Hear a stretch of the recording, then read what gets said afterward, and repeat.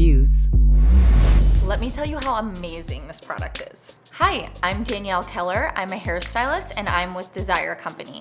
This is the Reunite treatment, and it's a repairing deep treatment. So this is something you're gonna use about once a week, at least once a week, if you have damaged colored hair, to keep it strong and keep it from breaking. It's going to put back the moisture and the protein back in the hair that your hair is lost throughout the highlighting process.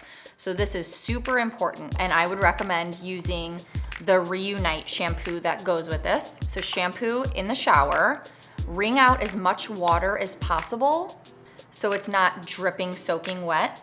Then you're going to put the treatment on from like your mid shaft to your ends, really, really good.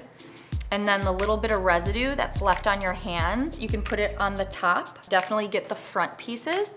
And then I would clip it up in the shower, do everything else you gotta do so it stays on for at least like 5 minutes, and then rinse it out right before you get out of the shower. That way it gets to stay in for a decent amount of time to start doing that repairing.